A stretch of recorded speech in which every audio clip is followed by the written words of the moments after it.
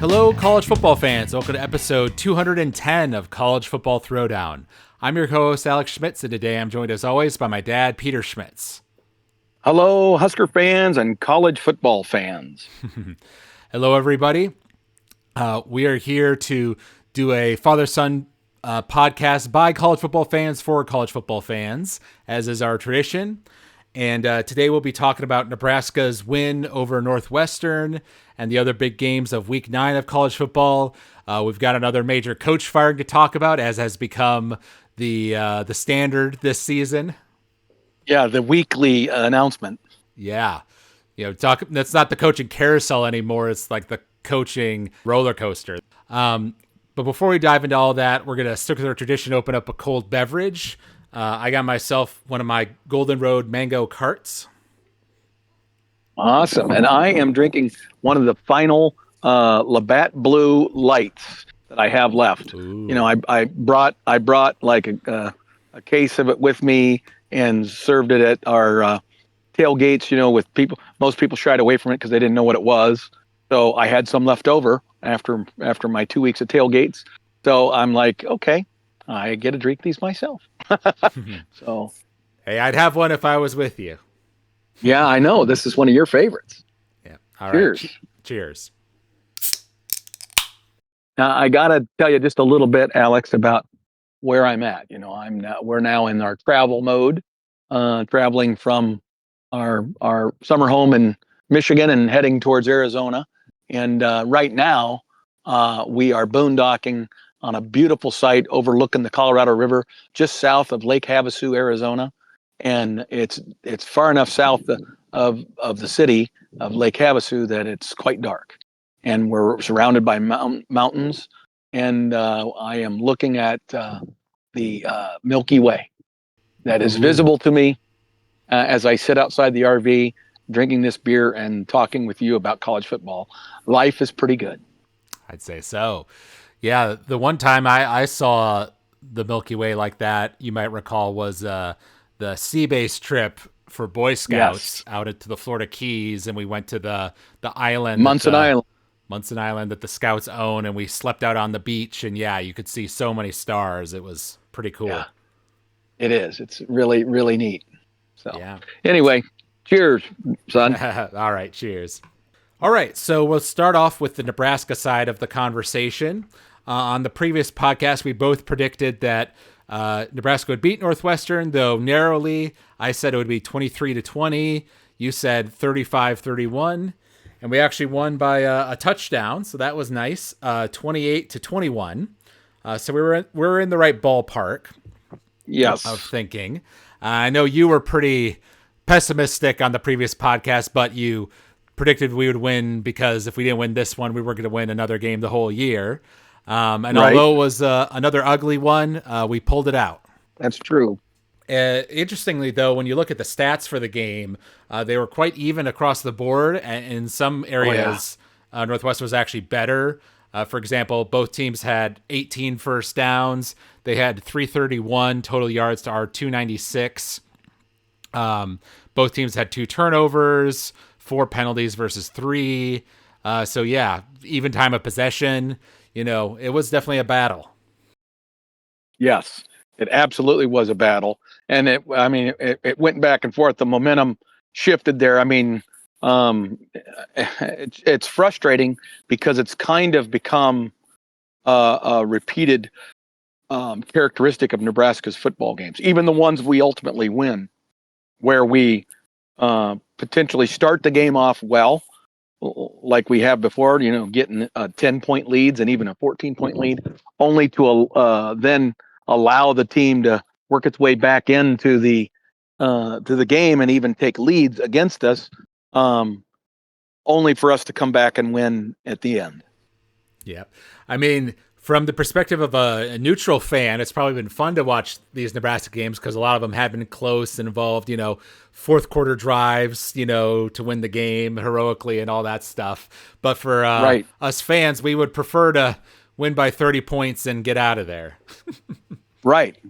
Well, and this was a game, again, where, in the fourth quarter, we had a chance to do that, right?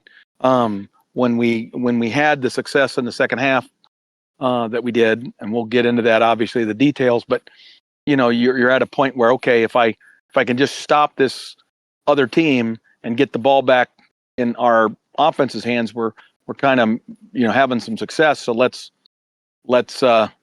just close this thing out, right? I mean, we were ahead 21-6. Correct. We're correct. It was 21-6 lead, and there in the third quarter. I think that if he hasn't already, Mike Eckler should definitely be getting a raise, because since he's come on as our special teams coach, we've seen a big turnaround there where special teams has gone from a major weakness last year to a strength. And that was shown in this game with Kenneth Williams, with his new scholarship, getting a kickoff return for a touchdown at the beginning of the second half to put us up in a way that really energized the crowd and the team. Right. And like you say, it really is about Eckler, because Kenneth did a good job, don't get me wrong, but the blocking on that was absolutely spectacular. Yes. Yep, opened up the lane for him nicely. Now, to caveat that, we did have a missed field goal in this game. It was a 44-yarder, so, that's in that range where you're not going to always make it from that distance. But that was a little disappointing considering our guy's been pretty good this year. Oh, yeah. I believe he had kicked 7 in a row, or maybe even 8 in a row. He had made, so he's had a really good run here. So it was disappointing for him to miss it. And frankly, I watched the replay on that, and the snap and the hold were good, right? Yeah. So that, and he even admitted it. I mean, he was shaking hands with the holder after he kicked it, and he just, he patted his. Oops, sorry, you probably heard that. He patted his chest and said, "That's on me." Right. And in terms of the game, of course, then we gave up a couple big plays to Northwestern, and all of a sudden it was, and gave up the 2-point conversion. All of a sudden it was 21-21, and then we get the ball back, and Dylan immediately throws a pick, and now Northwestern has the ball in great field position, and I was really feeling that sinking feeling in my gut, like, oh crap, we're gonna screw up and lose this. But thankfully, the defense came up clutch there and got their own interception to give us the ball back. And then Dylan went out there and had another nice drive to score us the game-winning touchdown across the field that sealed it up for us. Right. And yeah, I mean, obviously Williams, huge play, but my player of the game was E.J. Johnson. I mean, he was, phenomenal. I mean, just that guy, the number of plays, our offensive line did not have a good game, and we had some more injuries, right? So we continue to now, after struggling with our starting group, now the starting group is dropping like flies with injuries. And so it was a makeshift offensive group. And so Johnson was having to gain all those yards on his own. The number of times that he was basically contacted and even in some cases surrounded by Northwestern players behind the line of scrimmage, and he would find a way to make it a 3-yard gain, or in some cases score a touchdown. I mean, he got hit on the 3-yard line, and he carried, and he's not a big guy. He's kind of right around 200 pounds, I guess, and that's probably being generous. And he plowed his way into the end zone from the 3-yard line. So impressive. Yes, he had 27 carries for 124 yards and 2 touchdowns. So he had a good game. I will say I could recall some plays in my head where the offensive line did hold up, create some nice holes for him. Yes. Yes. But you're correct. There was a lot that he had to make do with on his own, making something out of nothing. Also, compared to last week where we had 9 sacks on Dylan, this week we only had 1.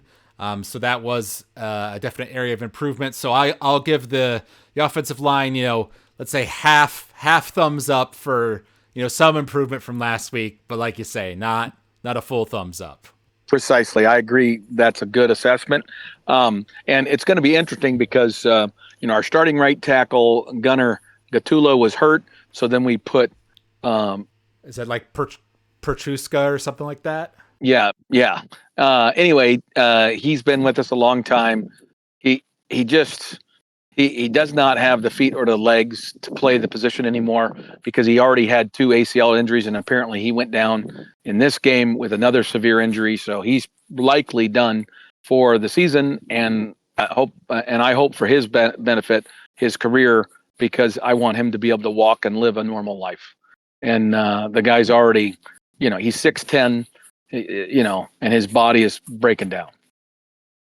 Right. So, right. but that meant we were down to our third right tackle, our third string right tackle, and then during that critical drive, most of the second half.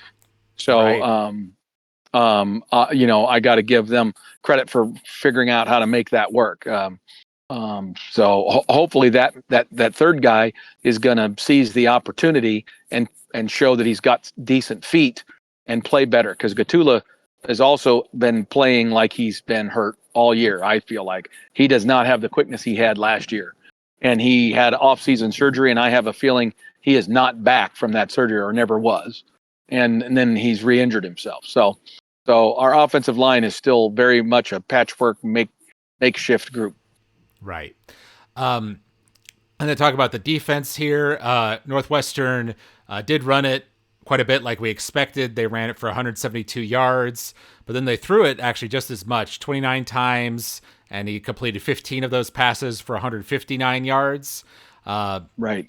So we did our job of, in a lot of situations, we were able to get them in third and long situations where we kind of forced them out of their comfort zone and made them throw it. And clearly this quarterback is not a great passer, because there were some times where a receiver was open, but he either overthrew him or underthrew him or whatever. So, us being able to force them into those situations was, a good thing. And right.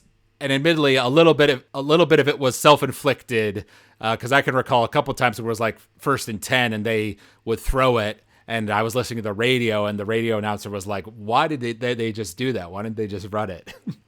Right, because they were having such success running the football, but not really. See, recall that they had one run for like 50, 55 yards, right? So Right. whatever that total was, and that was a situation where our defense had stopped them at the line of scrimmage, but our defensive end just made a huge mistake and let him outside containment, and there was no one left because everybody was attacking the line of scrimmage, and plugging the holes, so to speak.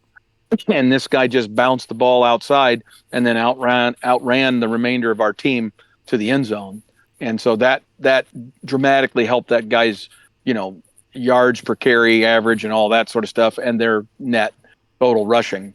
A third of it was on that one play. Right.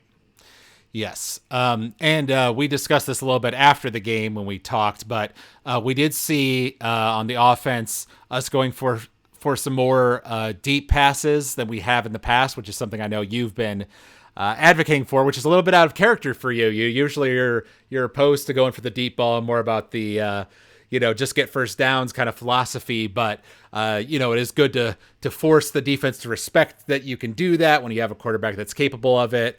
And unfortunately, Dylan didn't connect on a lot of those deep balls that we did go for. And in my opinion, that's because we haven't done it for about 4 weeks. Okay. And it doesn't matter if you practice it. It doesn't matter if he's throwing that ball 25 times a day in practice. There's an absolute difference between the adrenaline, the dopamine going on in your head, the physical aspect of an actual game situation is just always going to be different than practice. And so you have to throw those balls during a game. And and because if you don't, when you finally do it, like we did this past weekend a few times, what did Dylan do? He overthrew it. He underthrew it. He wasn't accurate. Now I'm not ready to get on the bandwagon to say Dylan is not an accurate thrower. I know that he is, but you can't expect that the first time he throws the ball, 35, 40 yards in the air, it's going to be dead nuts on when he hasn't done it in a game situation in about 4 weeks. Right. And so that doesn't surprise me. But the reason I was pushing for it is not that I want him to start throwing the ball all over the yard, and because those are always going to be, if you hit 1 of 4 of those passes, you're doing good, right? So if you're hitting at 25%, you're probably doing pretty good with that kind of that's just the probability. But you have to have enough success doing that the defense has to respect it. I mean, Northwestern was not respecting our deep ball at all. And, the previous week, Minnesota showed the way for everyone by doing the matchup zone. Basically, it's because I was greatly disappointed by Dana Holgerson. My disappointment in him has been growing, but the Minnesota game and then this game has increased my feeling that Dana needs to be talked to by Coach Rule to say we gotta have more than this. There needs to be more variety to what you're doing, because he falls into a rut. Now, if you look at that first series, right, where we, again, like we've done in many games now, we got our first series when it's scripted and we march it right down the field. Number one, our blocking scheme seems to give our running back a hole, and we can make some decent yardage in that first series. And then we have some plays, like one of the biggest plays on that first drive where we scored a touchdown. We had this wonderful route where we had we were just basically drawing all the defenders in one direction to the offense's left, and then we had our best receiver, Isaiah Hunter, coming back across the field. And when he came open, he was wide open, and Dylan was not in the pocket. He had kind of rolled a little bit to his left, not to his right. He had come and rolled a little bit to his left, and he threw a little bit sidearm, a little bit across his body, but it was a beautiful pass, and he caught it in stride, and he got like 30, 35 yards. And I hadn't seen that in weeks. We've got to accept that we do not have a good offensive line, and so Dylan is going to have to move in the pocket. We're going to have to move the pocket one way or the other, which of course shrinks the field for you. Then you don't have, if you roll to one side or the other, you're not likely throwing it across the field, right? So now you're only giving yourself half the field to throw to. But frankly, I'm okay with that if that cleans up what's in front of Dylan so that he has better visibility and he can make his decisions, right? And I would rather that than him try to sit there in the pocket and wait till he gets sacked. Right.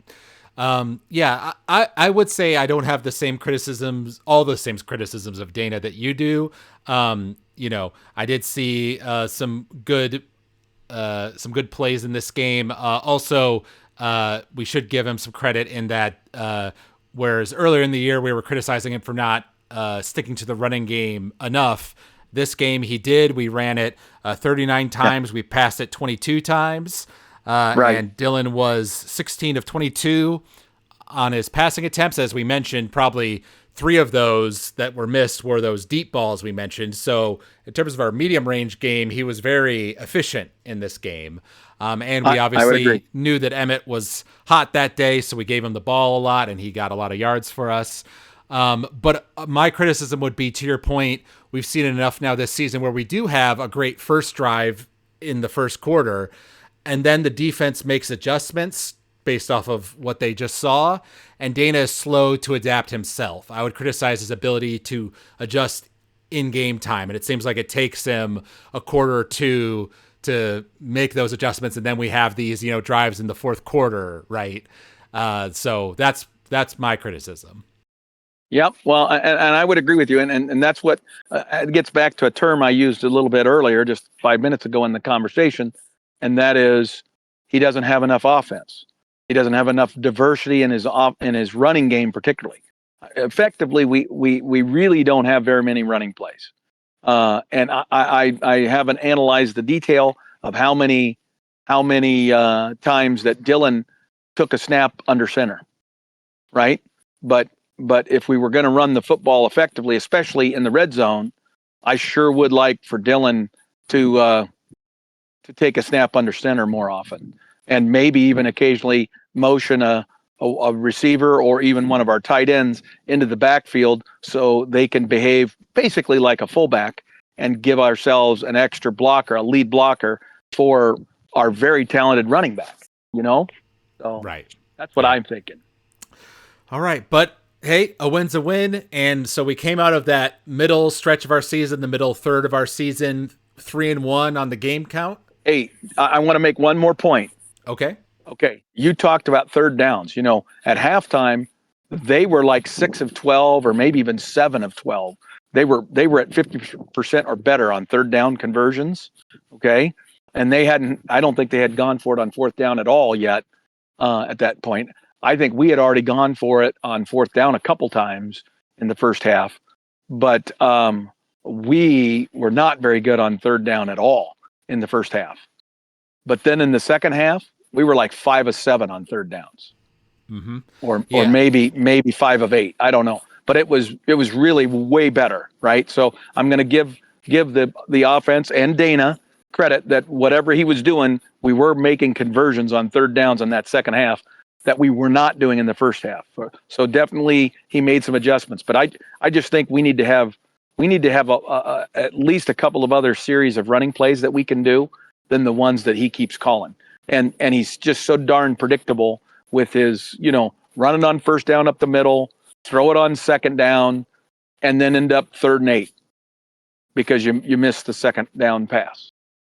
You need to run it, and then have a 3rd and 2 or even a 3rd and 3, and then you have the choice to run it or pass it to get your first down.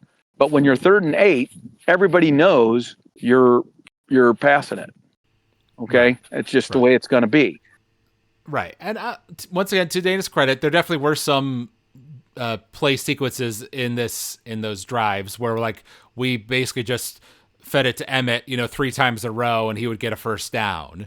I did see some of that, right? But to your point, maybe not as much as you would like. Last little detail, since I have the stats here. We were 6 of 12 on third downs, while Northwestern was 7 of 14. So we're both basically at 50%. But to your point, it was kind of skewed Northwestern's way in the first half, our way in the second half. Correct. Yep. Exactly right. Yeah. But yeah, I was just going to say, now that we're 6-2 for the first time since 2016, back when Mike Riley went 7-0 to start his season and then lost the last 5 games. So we're already bowl eligible, which was our big goal from last year that eluded us, until the late games of the season. So it's great to have that monkey off our back here in late October. But now we're going into the last third of our season, the final 4 games, which is against USC, UCLA, Penn State, and Iowa, all of which are going to be tough games, all of which we could easily lose. So that would put us at 6-6, similar to last year in terms of record. But we could also, win a couple of those and get to the 8-4 record that you and I both predicted at the beginning of the season. Before the season started, we both said an 8-4 we would be satisfied with. So what do you see as the most likely scenario for us to get to that 8-4? You are correct in that. I believe, if when we were talking before the season, I think we were stating that, if we were 7-1 or 6-2 at this point after the 8 game total, then we would be okay with that. It's not great, but that's about what we would have expected, right? I mean, I think we clearly expected the Michigan game to be a loss, and we figured that one of these middle 4 would bite us, right? Right. They would bite us, and it did, right? That's what happened. Minnesota, which is the game I think I predicted we would lose that Minnesota game before the season is over. I should probably go back and listen to our podcast just to be able to confirm that. But well, I'm pretty sure you did say that, but you also thought we would beat Michigan. So you're wrong on that one. Yeah. Okay. All right. But anyway, the bottom line is I knew that the Minnesota game was going to be a bit of a trap game, just given the circumstances. Friday night, all that stuff. Two away games in a row, et cetera, et cetera. Now we are faced with these 4 games, and now I can get to your question. Okay, so I think USC is a way better football team than us. Yeah. But we've at least put ourselves in a situation this week with the help of, the circumstances where we are going to get a night game at Memorial Stadium in Lincoln, so we can't create a more intimidating environment than what we're going to get. In addition, it's a blackout. We're wearing all black uniforms, and I think the fans are going to be being encouraged to wear black. So it's going to be an interesting look. I think it's going to look like crap at night because it's just going to be black. It's already dark. Right. So it should be pretty darn interesting. And I'm sure they'll have some other special things going. And the guys, of course, the players are all going to be fired up to be wearing these uniforms, which are pretty cool. So all of that works in our favor, right? I think our guys are going to be locked and ready to go. They're going to have great motivation, all that sort of stuff. I just don't think we're good enough, right? I mean, Right. we would need USC to come in and wilt a little bit in the environment for us to have a chance to win that game. Because they're a better football team than we are. They've demonstrated that, and their trajectory is very positive. Right. So there's a chance because magic of Memorial Stadium, right? But the next game then is UCLA, which hopefully you and I will be in attendance to, and we'll be able to watch a victory. That would be even better. And UCLA, after their run of 3 victories following their coaching change, did get brought back down to reality a little bit by that tremendously efficient Indiana football team. And so I don't know what that does, but again, USC has had 2 weeks to prepare for us because they had a bye week last week, and that addresses this week. And then of course UCLA next week has a bye, so they will have 2 weeks to prepare for us. So that does not bode well in either of those cases, right? So, and then we have to play Penn State at Penn State. Now, I know that Penn State has fallen on hard times, but I don't think we're beating Penn State in Happy Valley. Okay? I just don't think that's going to happen. The only thing I could say is that, they've lost their quarterback. They're about to get into a very physical tussle with Ohio State, and things might get off the rails a little bit. And so you could maybe hope that Penn State would have kind of be packing it in for the season. So there's a chance we could win that game. So I'm telling you, we have a chance to win all. And then we get to play Iowa, who we've played very competitively with for most of the last decade. And we've just lost a lot of close games. But this year we seem to have found ways to win some of those close games. And it's at home. It's in Lincoln. So, if we can somehow get one of these next 3, then I think that increases our chances that we'll be competitive with Iowa, even though they have looked great the last couple of weeks. They have turned a corner on offense, and they were already great defensively. Right. So they are looking like a way more complete football team than we are.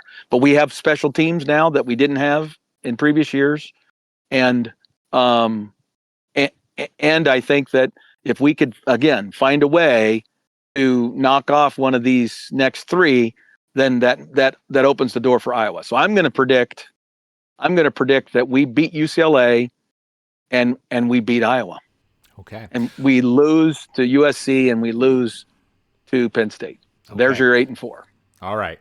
Well, I totally agree with you on USC. Although before their bye, they did lose a tough one to Notre Dame. Which, even though the score ended up being 34-24, that game was very close in the fourth quarter. I believe it was tied 24-24, and then they made some mistakes that let Notre Dame take it away. But they were looking very good in that game against a talented Notre Dame team. And it was at Notre Dame at night. And with like rain and stuff as well. Yeah. So the question is, do do they let the Notre Dame loss beat them twice, like you would say, right? Do we get lucky No, and they're still having a hangover from that, or has the bye week given them enough time to get their heads straight and they will crush us in Lincoln? absolutely. The Notre Dame loss is behind them, right? I mean, going into that game, they knew they were the underdog.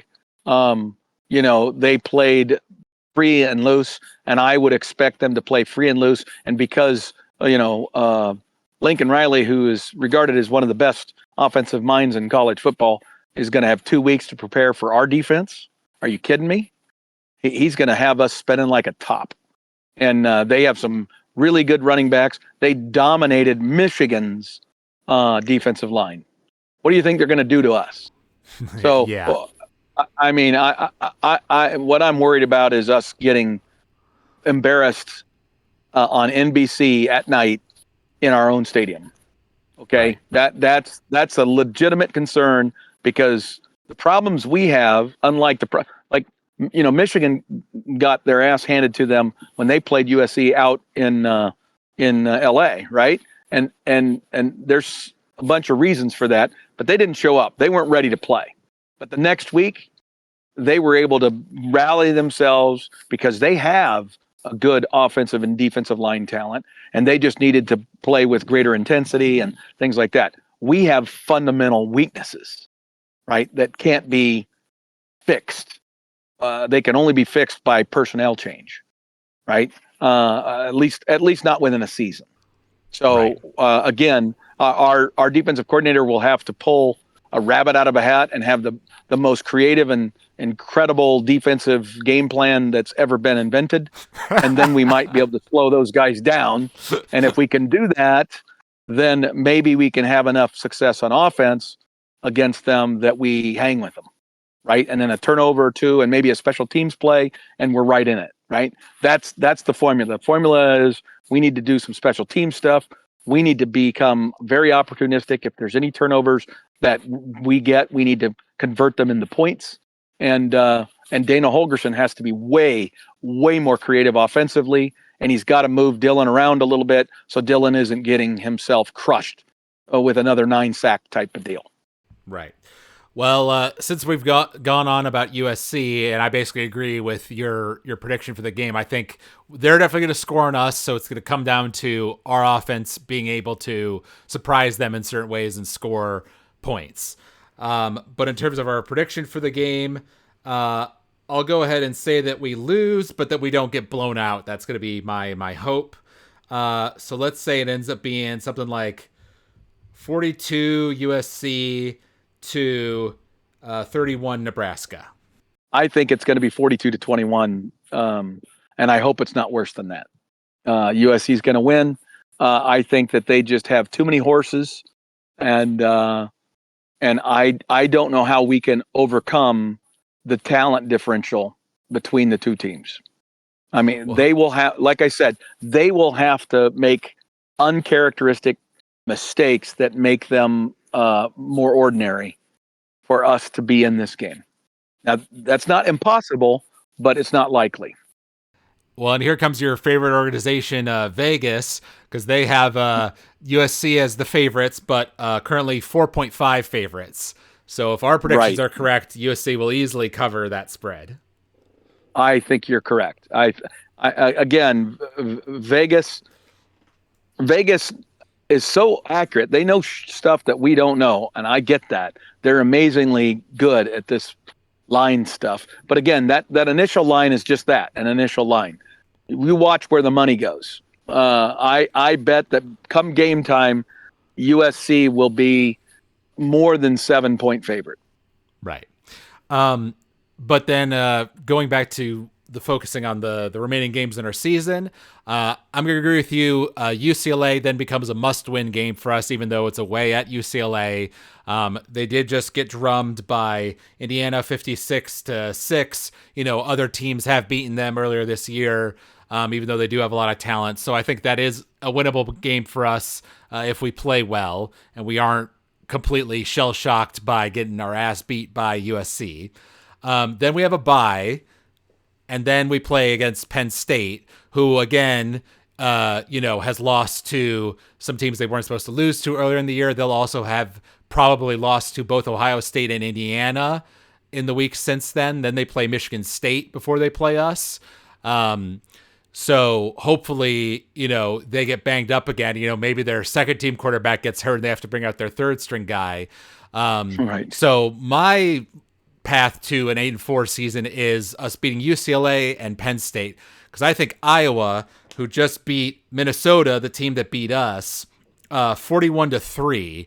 The difference between the Iowa team this year and all those past years where, like you say, we've played them very close, is that this year they have the offense for the first time in like a decade, it feels like. And given the numbers they've been putting up, I just can't see, and the physicality they have that we do not have, I just see that as a bad matchup for our strengths versus their strengths, and I think that's going to be a loss. I think your assessment is very good, and I can't disagree with it. I believe we have as much talent as UCLA does, except along the line of scrimmage, right? Which I don't think I think we're the worst in the Big Ten along the lines. But maybe not the worst. Maybe we're better than Purdue. I don't know.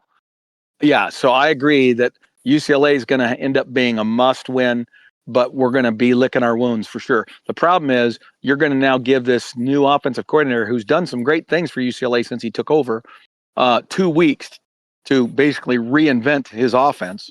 So UCLA is going to have so much new stuff that they're going to show against us that they've never put on film, right? There's going to be so much stuff that we will have never seen before. And they're going to have 2 weeks to prepare to beat us. So UCLA will be crisp. And all I can hope is that during this 2-week period, he maybe does too much and they're not as efficient and crisp with these new plays and these new concepts. And maybe they make mistakes because of that lack of crispness. That would be my hope. That would keep us from getting beat, maybe drummed at UCLA. Right. And I agree with you that if what likely plays out for Penn State, that we may be facing a Penn State team that has packed it in for the year. And then that makes that game maybe more winnable for us. But if we're coming off of 2 losses, I think that's not going to happen. If we win that UCLA game, then we can carry that momentum and a bye week, get healthy, and go out there and beat Penn State. I totally get that. And if we can get that win, then we're at our 8 wins. And then, it's Katie bar the door against Iowa, because I know our guys will play hard in that game. Well, yeah, and I'll say 2 last things here. One, if my scenario does play out and we beat UCLA and we beat Penn State and we'd be 8-3 then at that point going into the Iowa game, which is a home game for us. That's senior day, obviously there'll be a lot of excitement, amongst the players and the fans, and we'll probably be ranked and be getting national media attention by that point if the scenario plays out. So with that momentum, maybe we can beat Iowa then. But Iowa's likely going to be ranked because you look at their schedule, and I think they have one more game against somebody that might beat them, but only one. Before us. I mean, the rest of their games are very, very winnable for them. So Iowa's rolling. Right. Well, so they play against Oregon in 2 weeks. Yep. Right. That's the loss. That's the potential loss. And then they play USC. So that's the potential loss. Then they play Michigan State before us. And they play USC in Iowa, though, don't they? No, it is at USC. It's at USC. Okay, well, that could be tough for them, too, then. Yeah. The Oregon game is at Iowa. But again, I think Iowa will give Oregon all they can handle. And depending on the outcome of that game, I think will have a big influence on what happens against USC. Yeah, so. If they beat Oregon, we're in real trouble. Yeah, exactly. That'd be scary. And then last thing I was just going to say is it does suck that both USC and UCLA have byes before us. That's just our luck. But we will definitely be the underdogs going into USC, and I think that will motivate Holgerson to open up the playbook more and play more freely because we're the underdog, because, it would be a surprise if we beat USC. I think he'll be willing to take some more risks and do maybe some more creative things because, we're expected to lose. Right, exactly. And at some point, you got to kind of throw everything at the wall, right? I mean, you can't start worrying about, we don't want to make mistakes. We're going to just have to give it a shot and see what happens, right? When you're that big of an underdog, you just got to go for it. And Exactly. and maybe that opens it up. And again, if he's not getting sacked before he can even look down the field, like what happened at Minnesota, then I think there's a decent chance that Dylan could do some good things. And I'm a fan of EJ. I mean, he is. Oh yeah. He has convinced me that he is a legitimate Big Ten running back for sure. And remind me, is he a junior? He is. Okay. Not like, he has, unless we really go on a run here these last few games, he's probably not going to the NFL. So we likely have him for next year. No. I'm not saying I think he's an NFL running back. I think he's an NFL third down back maybe, or a punt returner, kick returner, and third down back type of guy. But I don't see him being a right. big time. I was more so just saying we have him next year, then, which is good. Right. So, but here's the thing: if we can get to 7 wins in the regular season, I'm going to say that's progress. Okay.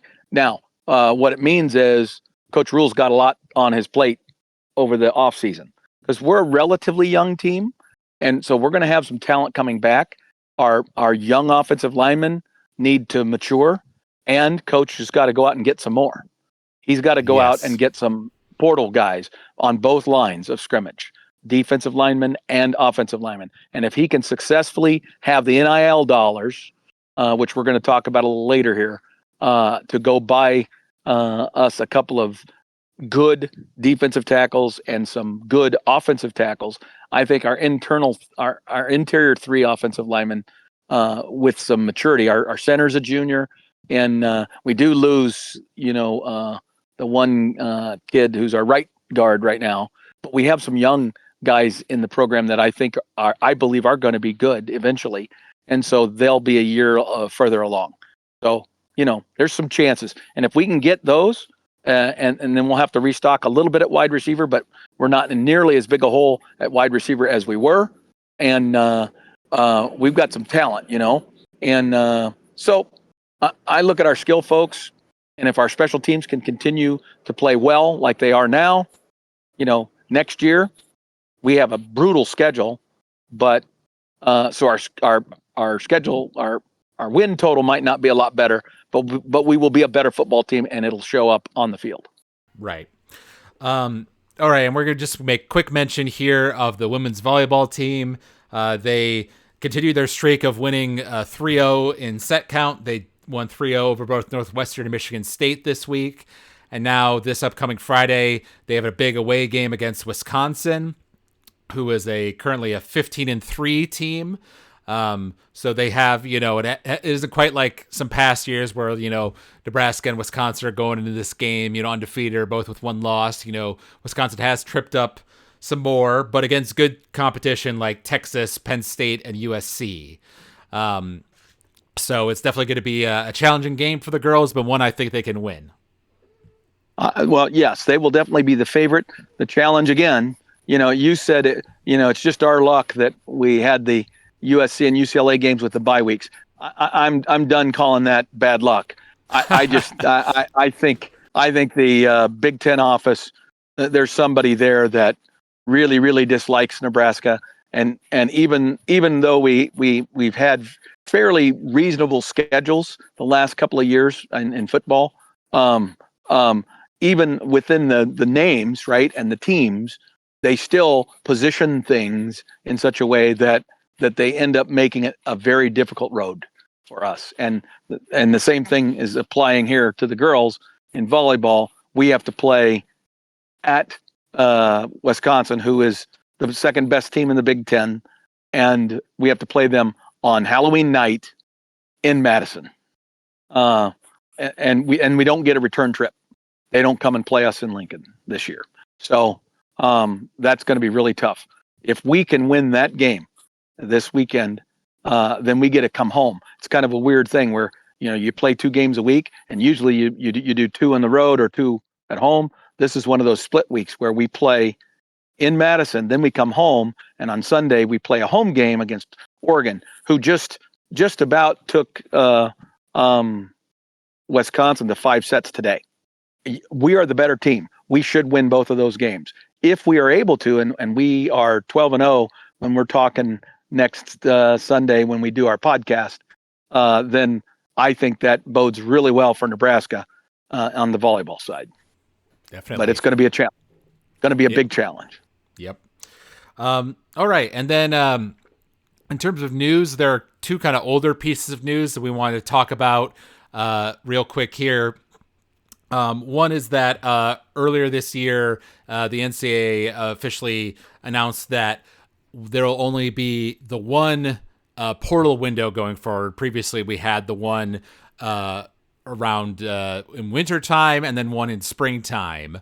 And a lot of people kind of complained about that. And so now it's been changed to just the winter window, which will now be 2 weeks long. So that is from January 2nd. Let's see here. Yes, January 2nd to January 16th. Right. And one thing to note that I hadn't realized until I looked this up is that for players that are in the college football playoff, they have a 5-day transfer portal window after their last game. So even if you are, in the team that's playing for the national championship, you still have your transfer portal window after you're done, which I think is good because there was a weird situation last year where, there were some players at like Ohio State, who was making this great run, but like they were looking at transferring or whatever, even though their team was, in the playoff, which seemed crazy. Well, it's crazy until you start looking at this as a transactional relationship that has now become, where if you're a player, even at a great program like Ohio State, if you now recognize, because you've now been in the program and you realize, okay, I'm the 3rd best guy at my position, and it's not likely that I'm going to see much playing time in the next year or 2 unless somebody gets injured or something like that, then you need to be looking out for what's your best interest, right? And so I now understand why that circumstance happens, and I can't blame the players given the rules that now exist. I can't blame the players for wanting to do that. The other thing is that every time a coach gets fired, and this is another thing why I'm realizing this also is influencing the hiring and firing of coaches, is anytime the coach gets fired, you get a 30-day window, I believe it is. If you do that during the season, then those kids are less likely to bail on their teammates in the middle of a season. And then that window opens and closes. Now they get the regular one in January too. It's not like that gets closed on them, but it does tend to, you've noticed that it's not like there's been a mass exodus at Penn State. There's not been a mass exodus at UCLA. Well, there is a reason for that. We didn't talk about it at the time, but I do have the news headline from back in early October. There was a new rule change effective immediately. In case of a head coach change, athletes will have a 15-day consecutive window beginning 5 days after a new coach is hired or announced. So the old rule was that athletes got a 30-day transfer window immediately following the head coach's departure. So the new window begins once the new coach is brought on. Okay, I see. Well, that makes more sense. And it's 5 days after the new guy comes on. So the new coach has 5 days to talk with all his current players to try to sell them on the idea of staying with him. Yes. before the window opens. Yes. Okay. That in this crazy situation that is just stupid to begin with, that makes more sense.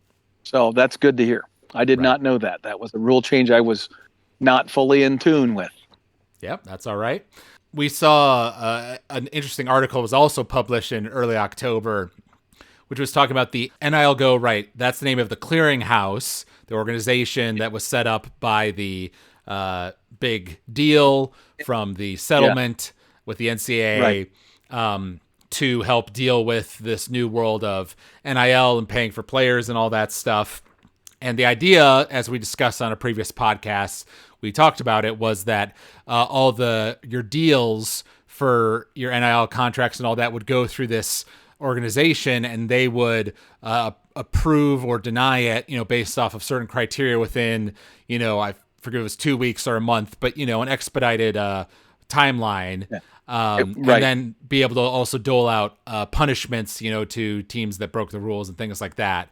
And this article is basically going into how collectives at these SEC and ACC schools are now either just moving ahead with deals even without the NIL Go collectives say so, just because they're not hearing anything back and they're not being as fast as they promised they would be, or they're just not submitting.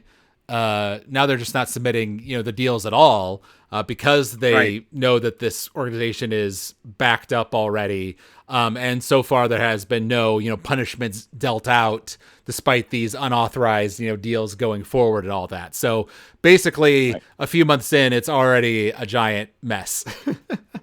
Right. Right. Yeah. As a CF, as they say. But and here's the thing.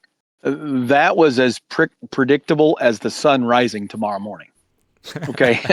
I mean, that is so obvious that that was what was going to take place, because there's no way, any coach who thought that this clearinghouse was going to eliminate the pay to play aspect of NIL. NIL was never supposed to allow pay for play.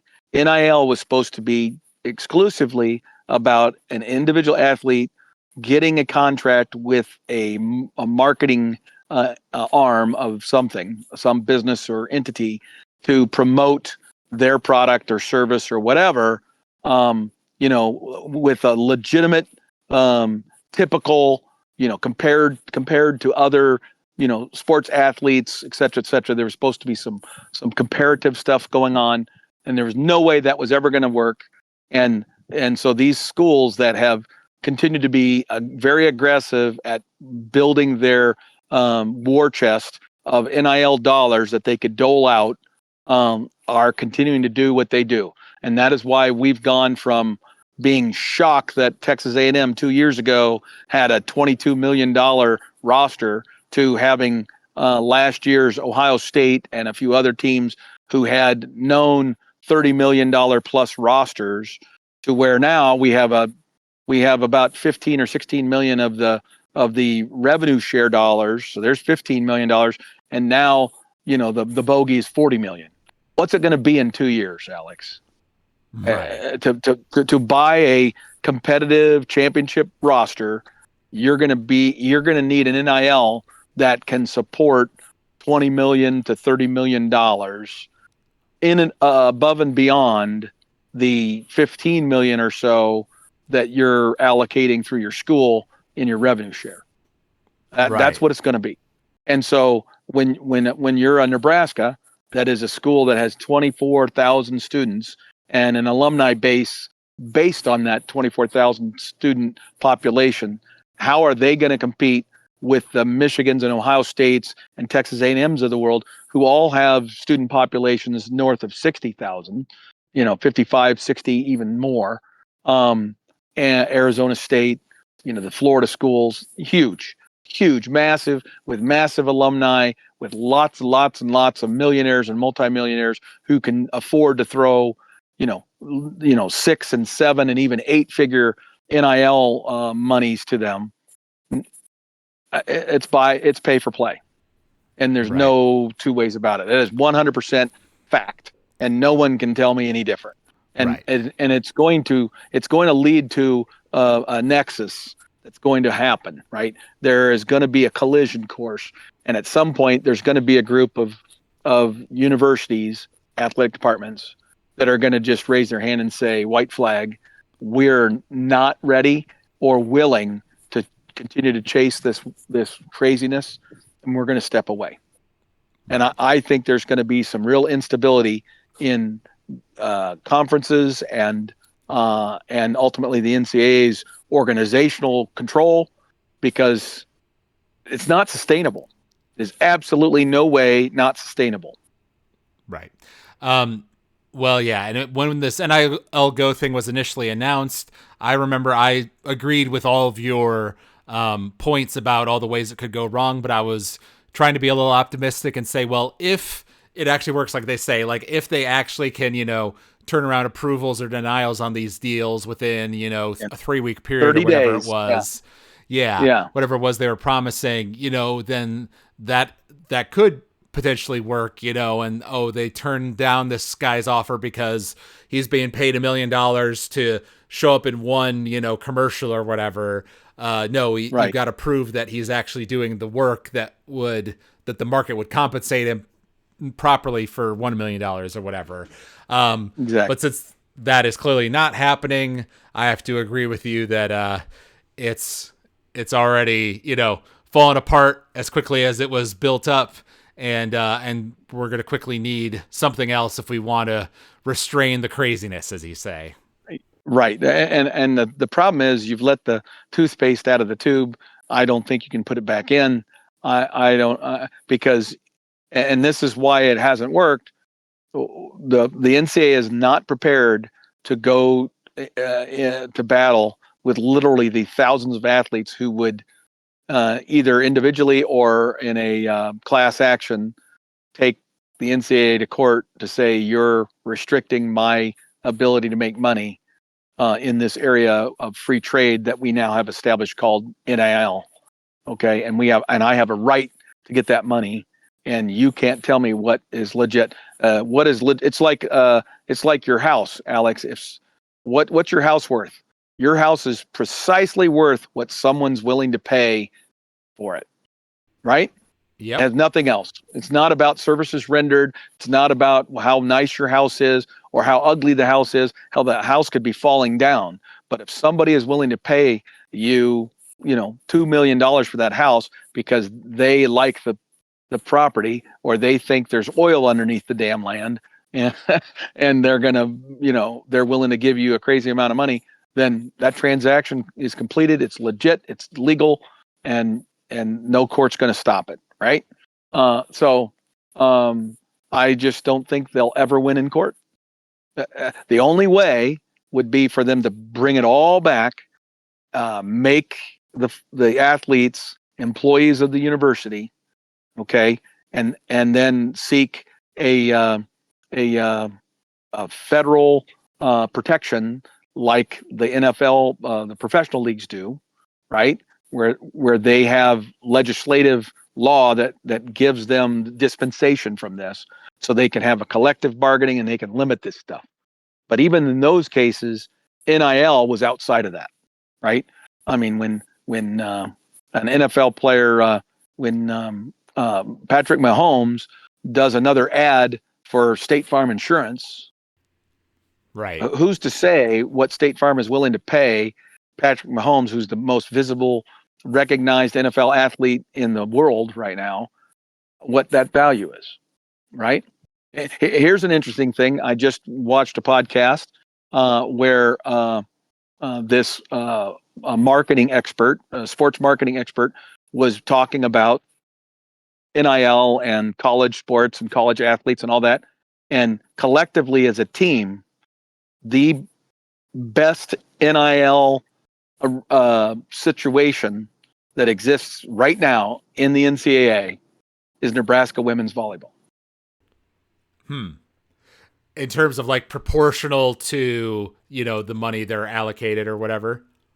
Yeah. You've heard of Q values and stuff on from Madison Avenue, what the Q rating is of an individual, personality or person, all that sort of stuff, because of all the energy and everything that's going on, and just I mean, Harper Murray is probably one of the most singularly recognizable athletes in college right now, not just in volleyball, just across the board, right? And Lexi Rodriguez was pretty damn close last year to into that. Liv Olivia Dunn from LSU gymnastics. I mean, but those were some individual players. But then collectively at Nebraska right now with the volleyball team, I mean, there's so many of those girls that are just incredible in their promotion of their brands, that they are rocking and rolling.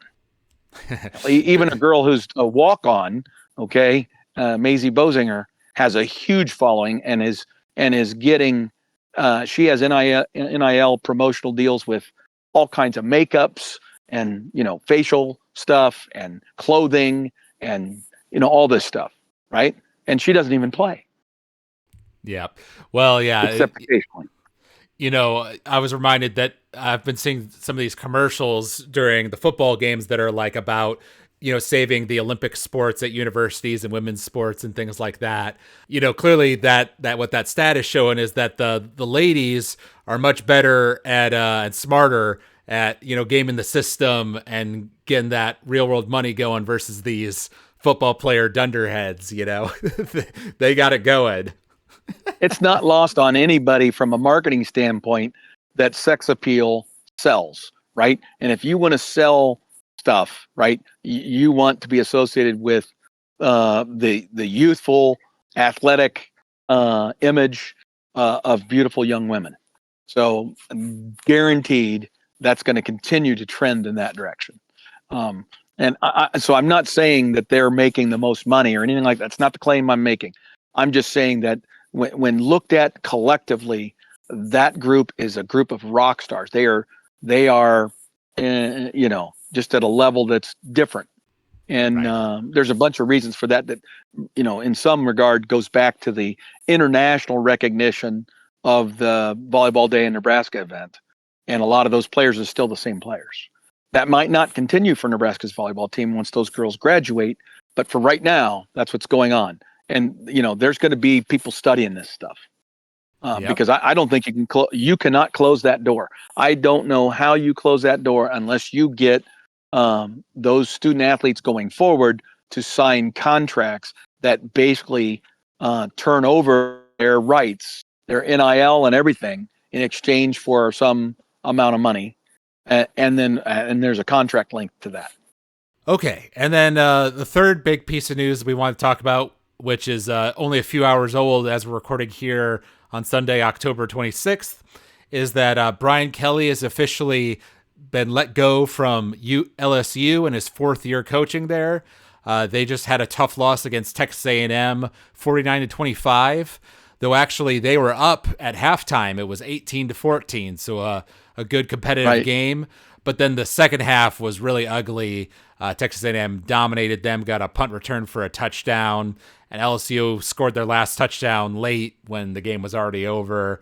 And there were chants of fire Brian Kelly in the stadium. And it was officially announced today that he has been let go, even though he has a buyout worth $54 million for the remainder of his contract. And I'm almost wondering, because we've talked about now several different teams where the crowd is chanting, to fire the coach, in the stadium and all that stuff. It's almost like there's something in the air, right? Where it's like, Penn State fired Franklin and Florida fired Billy Napier. It's almost like there's added pressure on these athletic directors to be like, well, I'm going to get, I'm going to be the odd man out if we don't fire our guy who's underperforming, that the fans are mad at, the boosters don't like, even if it's, maybe in a saner mind, I wouldn't do it, but that's kind of the mood in the air right now, Yes, absolutely. And if he doesn't, if that athletic director chooses not to do that, what is the pressure on the president of the college or the chancellor of the university to fire the athletic director? Right. Like you talked about last week with Luke Fickell and the athletic director there at Wisconsin. Right. I mean, I think he's probably got the best long-term vision for what should be done for the athletic department by supporting Luke and saying, we're acknowledging that he had a brutal schedule he was facing this year, and his team is getting beat up as a result. And yep, we were kind of expecting this to be a rough year. So we're going to ride it out and we'll see what happens next year. And we're going to give him another year. Right. And frankly, now at this point, if you're Wisconsin's athletic director, I think he has to stay with that course now, because he does not want to be in the market for a head coach during the same college football head coach cycle as Florida, Penn State, and LSU. And there's probably a couple of others. I mean, what happens to Dabo if Clemson loses another game or two? Yep. Right? There was already heat underneath his feet. Yep, or like Mike Norvell, like we talked about last week at Florida State. Right. There are several others. Yeah. Tony White, who was our defensive coordinator, and was a finalist last time for the UCLA job. Remember? We thought we were going to lose him to the head coaching job at UCLA, a couple of years ago. And then he left after last season to go to Florida State. And now he and his family are receiving death threats. And I remember we brought up Tony earlier in the season. That was when Florida State, I think, had beaten Alabama, right? And things were going well. And we were like, why would he leave his situation, right? Florida State's looking like they're good this year. And then, October comes and things turn around fast, like you say.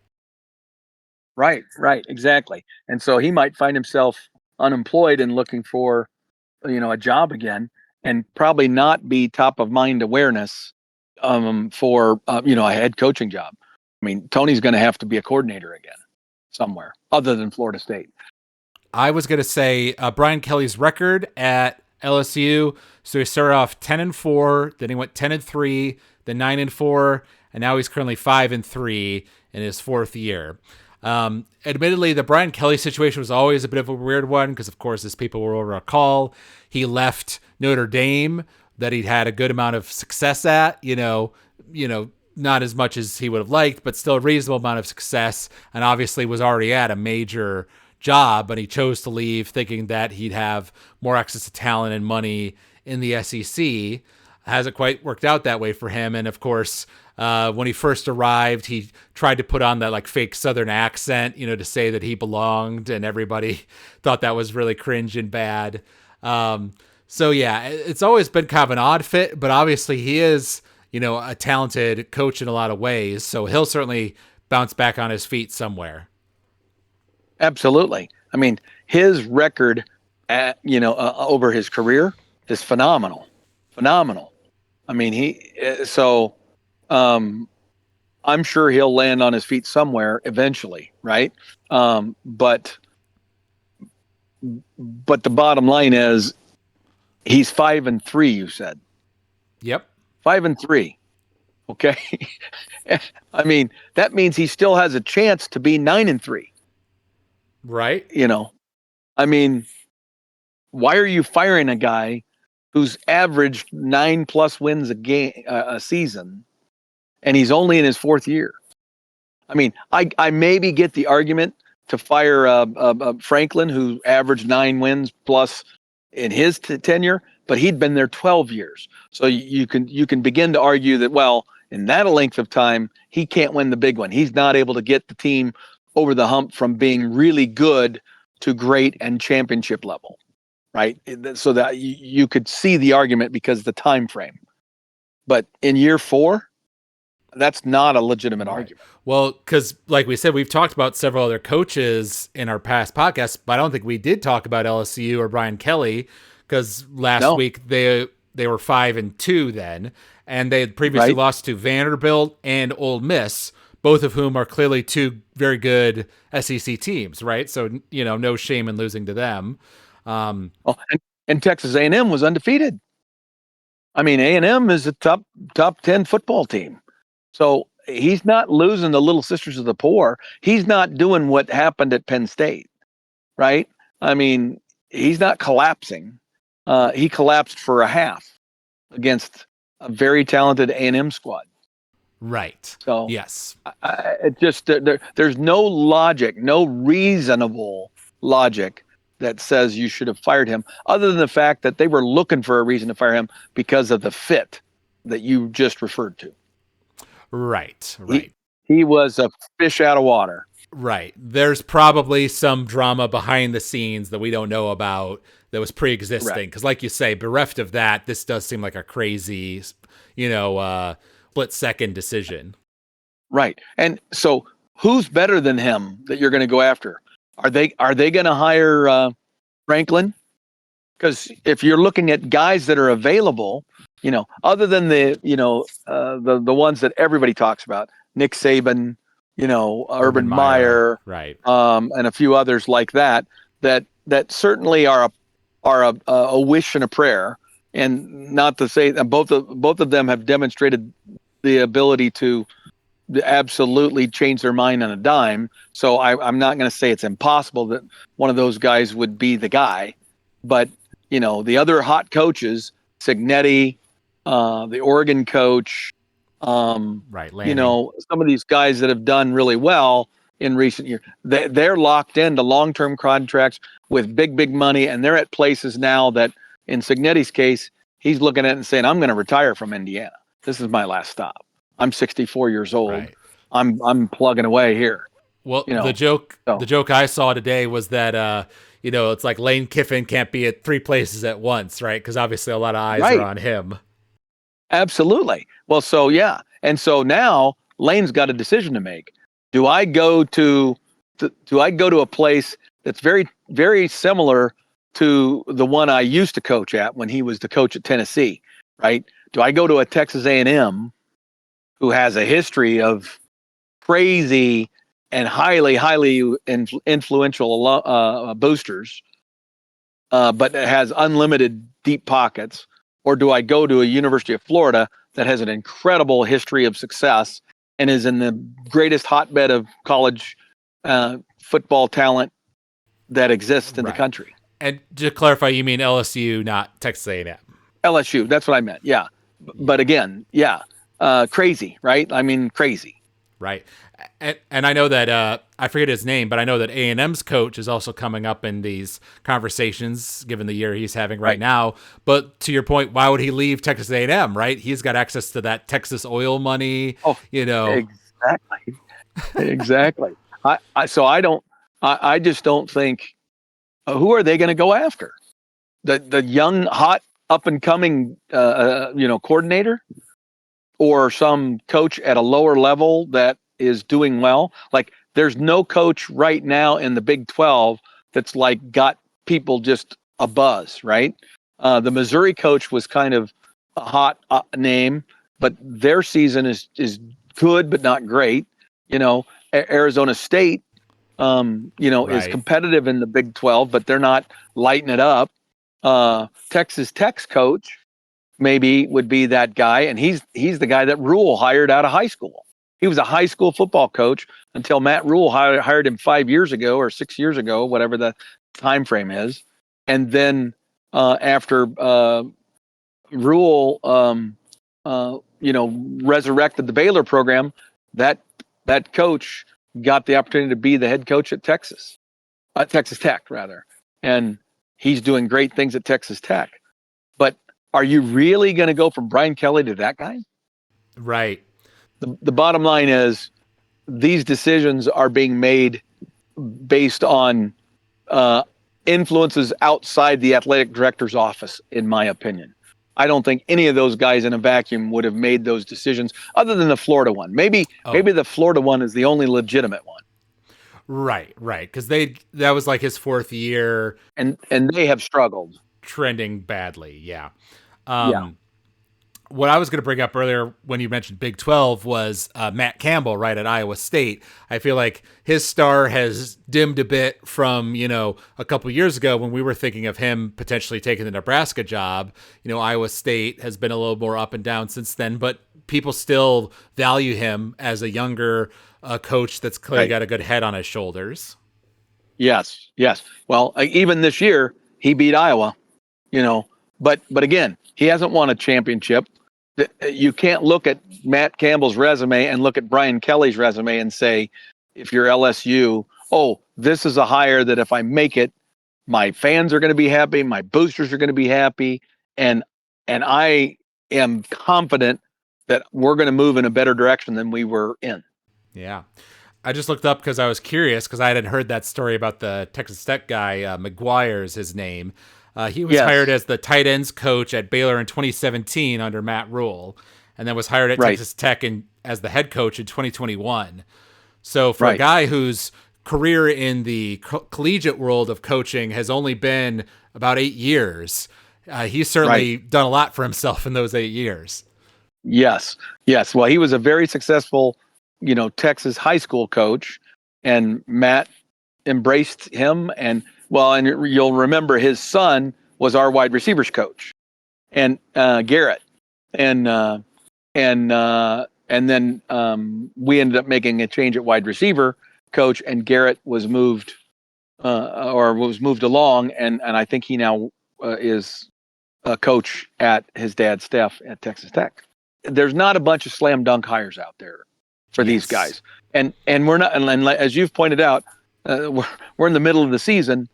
We're not even done with the coach cycle yet. So there's going to be a ton of open jobs. And I think there's probably 2 or 3 pretty big jobs that still might be on the chopping block.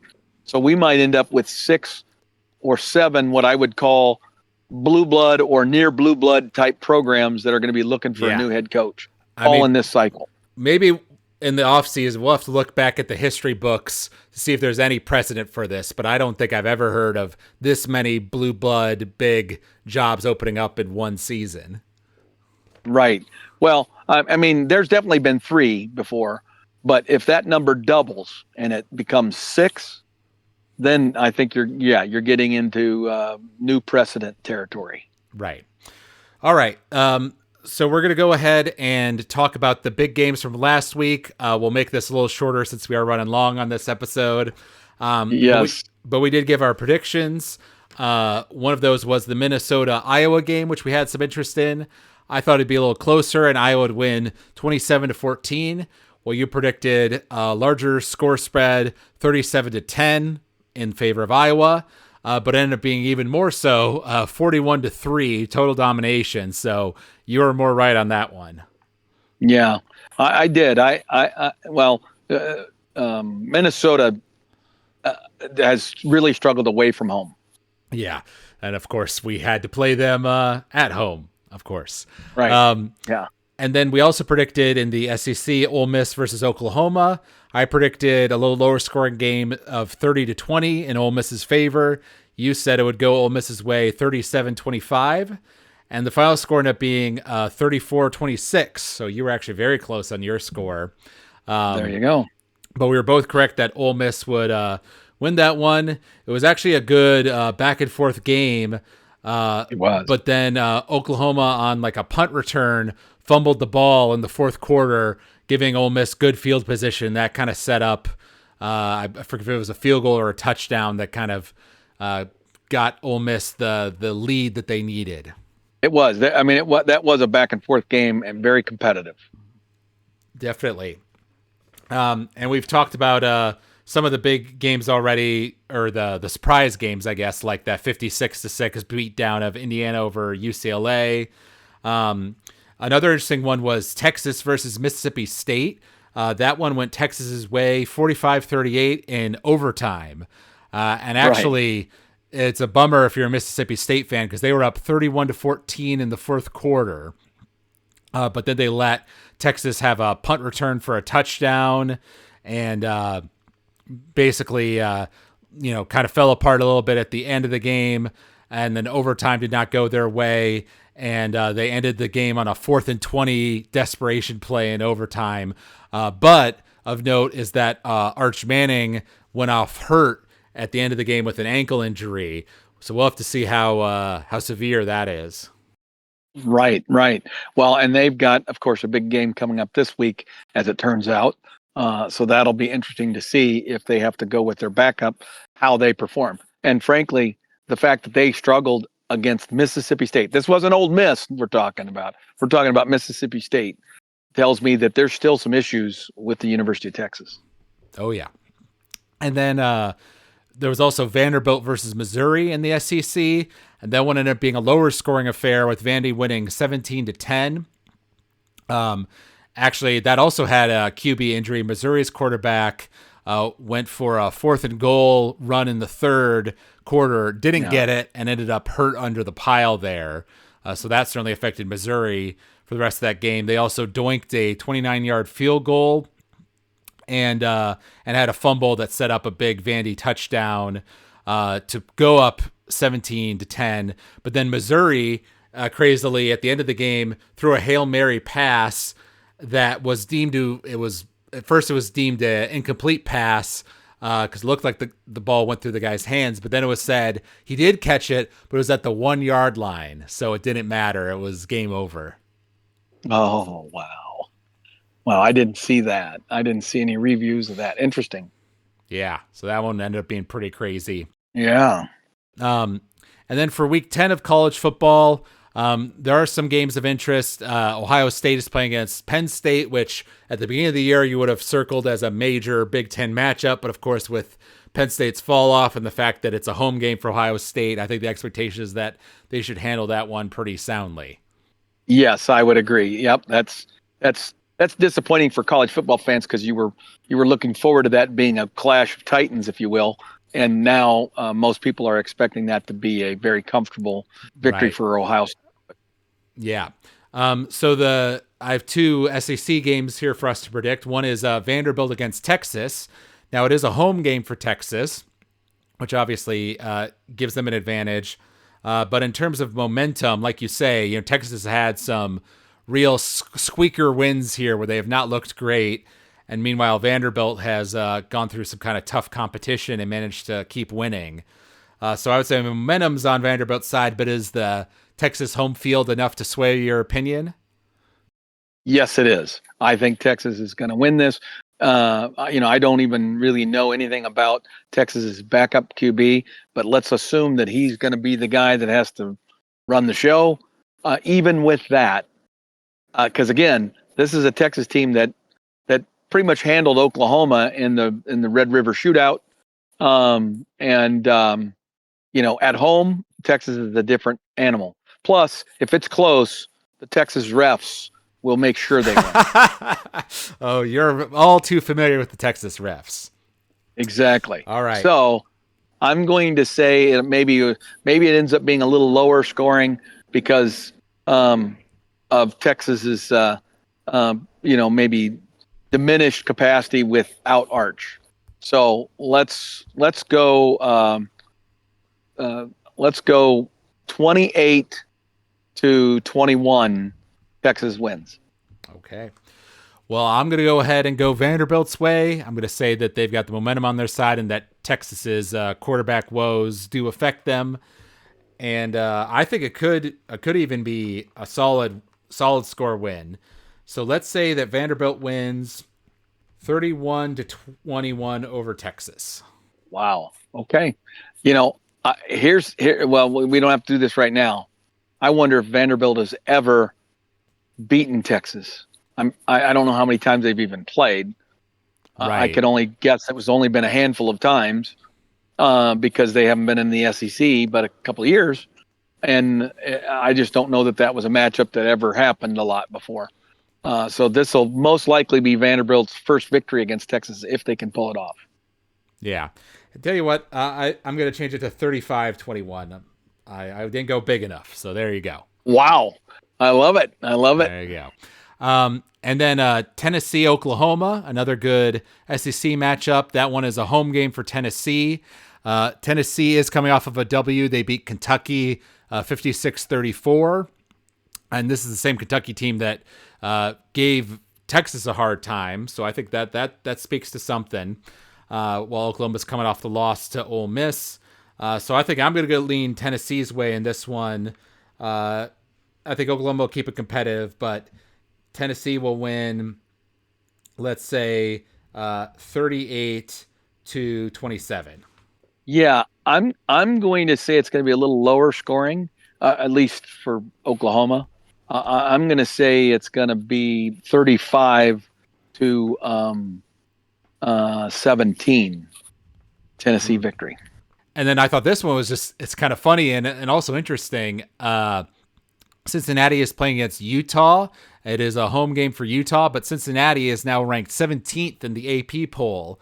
They've continued to win since we beat them. And so ironically, they're looking like the best win we have on our schedule, even though we weren't quite sure what to make of them when we first played them. Well, you're right. And they have clearly shown that they're, a solid football team, and they have a huge game coming up this week in the Big 12. But I think that also reflects the difference in the leagues, right? You've got a Cincinnati team that is basically beating everyone except us, and we are a average to maybe below average Big 10 team, and they're right in the hunt to win the Big 12. I think they've lost to somebody else. Let's see here. Nope, they're 7-1. You're right. Yeah, I just looked through their schedule. Okay. Yep. Well, I think you are correct. Obviously there is a difference in the depth of talent between the Big 12, the ACC, and compared to the Big 10, the SEC. But I also do think part of it was that, Cincinnati hadn't quite gelled together as a team yet. And I think they're playing as a more cohesive unit now than they were when they played us. Most definitely. They've improved.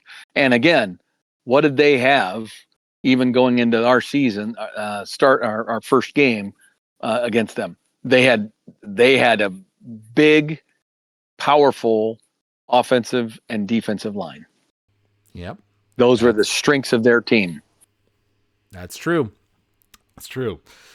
All right. Well, we hope you all out there enjoyed listening to this episode. We covered a lot of topics today. As we said, it's been an eventful off-field antics in this season of college football, as well as there being a lot of good games, as always. So plenty to keep you entertained as a college football fan. Absolutely. Yes. Well, we hope you all out there enjoyed listening to this podcast. You can email us at collegefootballthrowdown@gmail.com. You can also find us if you search for College Football Throwdown on Apple Podcasts or Spotify. You can leave us a rating or a review there. We always love hearing feedback from the fans. So thank you out there for listening, and thank you, Dad, for joining me for this episode. And until next time, go Big Red. Go Big Red.